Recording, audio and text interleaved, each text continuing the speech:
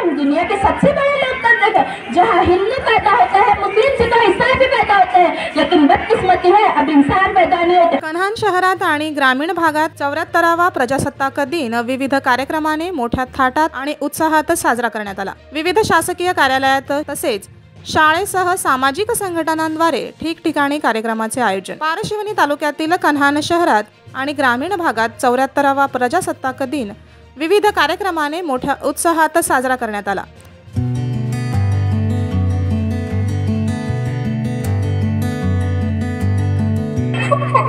पानी गया है, तैरना आता नहीं, कैसे काटूंगा, क्या बेचूंगा, आज बच्चे क्या खाएंगे? इसलिए भगवान अपने खुद को लकड़हारे की परीक्षा के लिए भेजते हैं। तो देखते आगे क्या होता है। बड़े दुखी लग रहे हो, क्या हुआ? क्या कहूँ भाई, मेरी कुल्हाड़ी नदी के गहरे पानी में गई, मेरा तो सब कुछ चला गया। हाँ भाई, तुम्हारा कहना तो ठीक है। भाई आप मदद करो तो बड़ा उपकार होगा। ठीक है, मैं कोशिश करती हूँ।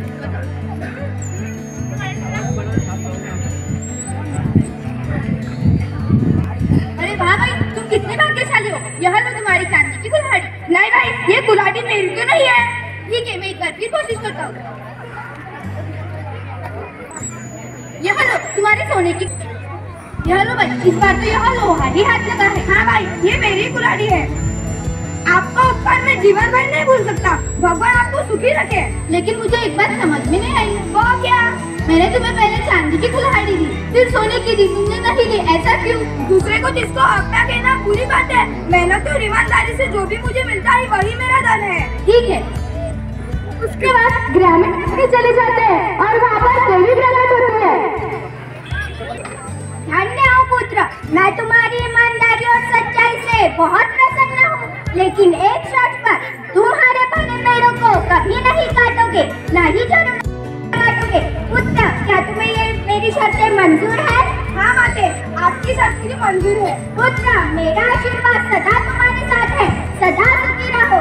लगा है अपने घर में सो रहा है, तभी उसकी बत्ती उसे जगाती है। अरे मामू के बापू, अभी तक सो रहे हो? सूरज भगवान सर पे आ गए, क्यों आज लकड़ी काटने नहीं जाना? हाँ जाता हूँ, भाग्यवान जाता हूँ। अरे फिर से सो गए? हाँ, मेरी कुल्हाड़ी लेकर आओ।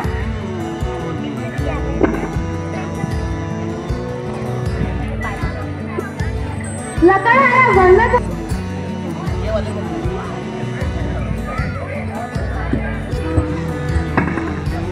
बहुत गर्मी है, थोड़ी देर विश्राम कर लेता हूँ। यहाँ पर कोई पेड़ नजर नहीं आ रहा है। अरे ये तो रहा पेड़, आज इसी को काट लेता हूँ, इससे आज रोटी का इंतजाम हो जाएगा।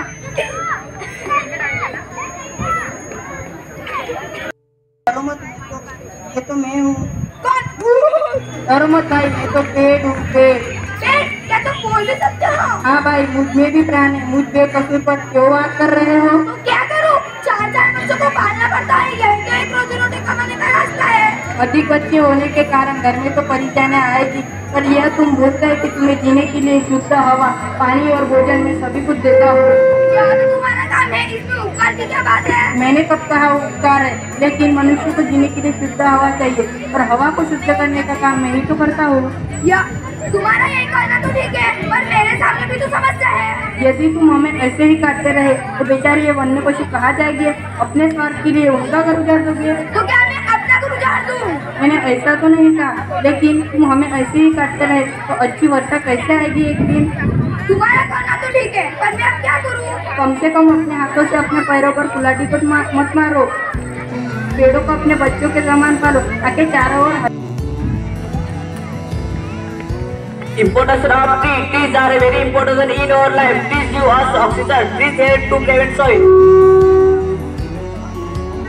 छोटा परिवार सुखी परिवार।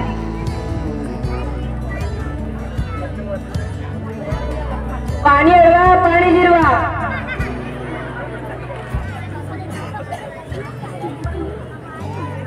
वृक्षतोड करू नका, जीवन धोक्यात टाका। जल ही जीवन है, जल के बिना जीवन की कल्पना भी मुश्किल है।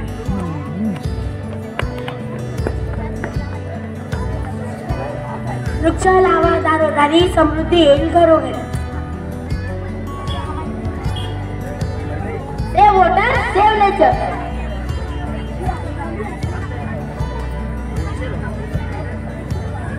पेड़ लगाओ पेड़ बचाओ. झाडे लावा झाडे जगवा. Save water save life.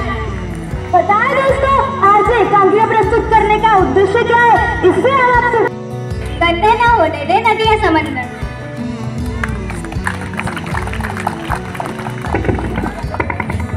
Bharat माता की जय. भारत माता की जय. भारतीय गणराज्य दिन. चिराई हो चिराई हो. भारतीय गणराज्य दिन. चिराई हो चिराई हो चिराई हो. भारतीय गणराज्य दिन. चिराई हो चिराई हो चिराई हो.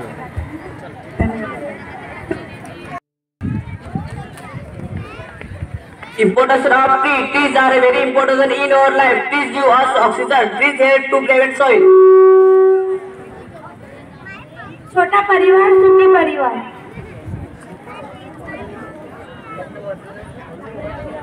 पाणी अडवा पाणी जिरवा.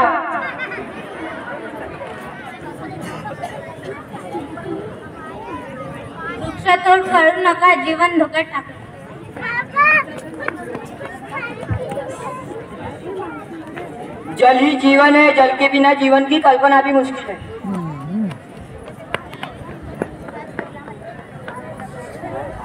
वृक्ष लावा दारोदारी समृद्धी येईल घरोघरी. Save water save nature.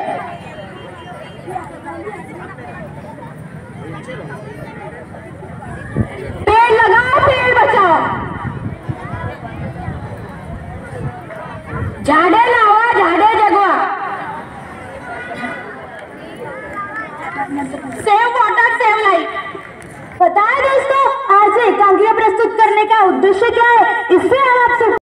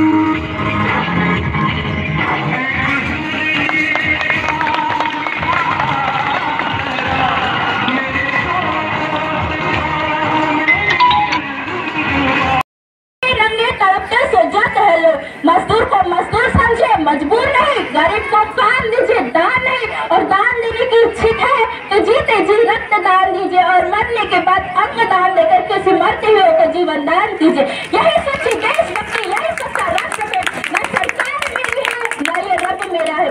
न सरकार मेरी है न ये रब मेरा है.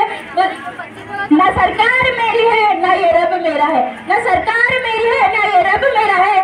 बस इतनी सी बात का गुरूर है मुझे कि मैं भारत की हूँ और ये भारत मेरा है और ये भारत मेरा है. परंतु एक सारी बीमारी हमारे समाज में मुझे नजर आती है. कहा जाता है दुनिया के सबसे बड़े लोकतंत्र है जहाँ हिंदू पैदा होता है, मुस्लिम से तो ईसाई भी पैदा होते हैं, लेकिन बदकिस्मती है अब इंसान पैदा नहीं होते. और मेरे विचार में ना हिंदू की जरूरत है ना मुसलमान की जरूरत है. ना हिंदू की जरूरत है ना मुसलमान की जरूरत है. राष्ट्र निर्माण के लिए केवल अच्छे इंसान की जरूरत है, केवल अच्छे इंसान की जरूरत है. जरा सोच के देखिए, ये पेड़ पौधे शाखाएं भी परेशान हो जाए, जब परिंदे भी हिंदू और मुसलमान हो जाए. और मेरे विचार राष्ट्र निर्माण तब संभव होगा जब इस देश में महिलाओं की पूजा नहीं उनकी इज्जत की जाएगी। राष्ट्र निर्माण तब संभव होगा जब स्वच्छता अभियान में सरकारी नहीं बल्कि सड़क पर चलने वाला हर एक नागरिक हाथ बटाएगा, स्वच्छ भारत को दिल से अपनाएगा। असल मायने में हमारा राष्ट्र निर्माण तब संभव होगा जब एक गरीब बच्चा मध्यम भोजन के लिए नहीं, यहाँ अनशन के लिए सरकारी स्कूल के चौखट पर कदम रखेंगे। और हमारा राष्ट्र निर्माण तब तक संभव नहीं होगा जब तक एक नागरिक नैतिक रूप से सटीक, शारीरिक रूप से भ्रष्ट, मानसिक रूप से दिवालिया, धार्मिक रूप से अंधा, राजनीतिक रूप से गंदा, तब तक हमारा राष्ट्र निर्माण संभव नहीं होगा। बड़ी बड़ी बातें नहीं, छोटी छोटी कोशिशें करनी होंगी, क्योंकि हमारे देश की जिम्मेदारी नहीं है हमको आगे ले जाने की। हमारी जिम्मेदारी है अपने देश को आगे ले जाने की, अपने राष्ट्र को आगे ले जाने की, अपने वतन को आगे ले जाने की। और मैं सैल्यूट करना चाहूंगी दिन रात सरहद पर रहने वाले हर उस जवान को, इस देश की पुलिस प्रशासन, इस देश के किसान को और इस देश के हर एक नागरिक को जो अपना काम पूरी ईमानदारी, पूरी मेहनत, पूरी लगन से करते हैं, जिनके बिना राष्ट्र निर्माण की कल्पना करना भी असंभव सा लगता है। और आज इस मंच पर पूरी जिम्मेदारी के साथ में भारत की बेटी यह कहती हूँ कि हमारा राष्ट्र निर्माण तब संभव होगा जब हम सभी, मैं, आप, हम सब मिलकर प्रयास करेंगे, क्योंकि हमारे देश की जिम्मेदारी नहीं है हमको आगे ले जाने की। हमारी जिम्मेदारी है अपने देश को आगे ले जाने की, अपने राष्ट्र को आगे ले जाने की, अपने वतन को आगे ले जाने की। अंत में मैं यही कहना चाहूंगी, मेरा हिंदुस्तान महान था, महान है, महान रहेगा। मेरा हिंदुस्तान महान था, महान है, महान रहेगा। होगा हौसला सबके दिलों के अंदर बुलंद, तो एक दिन पाकिस्तानी जय हिंद कहेगा। पाकिस्तानी क्यों, सारा जहान जय हिंद कहेगा, क्योंकि सारे जहां से अच्छा ये हिंदुस्तान हमारा, सारे जहां से अच्छा ये हिंदुस्तान हमारा। हम बुलबुले हैं इनकी, ये गुलिस्तान हमारा, ये गुलिस्तान हमारा। जय हिंद, वंदे मातरम। पुढाकार 24 तास समाचार न्यूज करिता ऋषभ बावनकर, कन्हान, नागपूर।